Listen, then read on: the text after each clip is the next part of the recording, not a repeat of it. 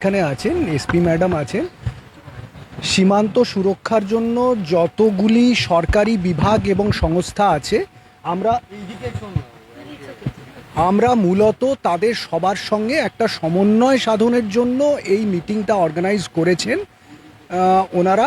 আমরা স্থানীয় স্তরে এসে যাতে সমস্যার স্বরূপটা ঠিকভাবে বোঝা যায়, যাতে সেই সমস্যাটা খুব তাড়াতাড়ি এবং সুষ্ঠুভাবে সমাধান করা যায়, সেই চেষ্টার জন্যেই আমরা সবাই আজকে এখানে এসেছি, সমবেত হয়েছি। এবং যেটা ডিএম ম্যাডাম বললেন যে এইটা স্থানীয় স্তরে যারা আছেন, স্থানীয় লোকজন, তাদের স্তর পর্যন্ত পৌঁছানো দরকার। যে ভারতবর্ষের সুরক্ষা, সীমান্ত সুরক্ষা, এটা সবার জন্যেই সবচেয়ে বেশি প্রয়োজনীয়।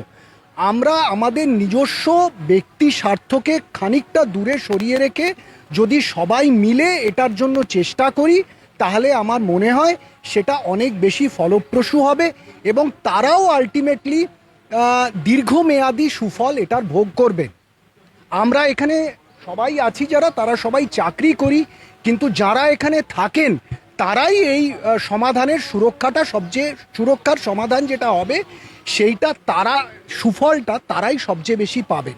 এটাই আমাদের পক্ষ থেকে আবেদন রইল।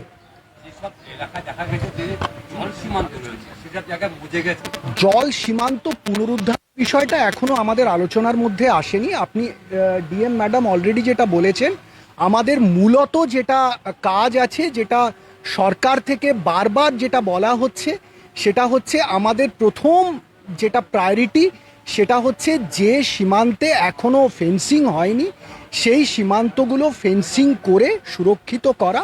তারপরে যেগুলো রিভারাইন বর্ডার আছে বা জল সীমান্ত যেগুলো আছে, সেগুলো নিয়েও নিশ্চয়ই সরকার সুনির্দিষ্ট পরিকল্পনা করবেন এবং সেই পরিকল্পনা অনুযায়ী স্থানীয় প্রশাসন যা যা পদক্ষেপ নেবার সেটা নেবে।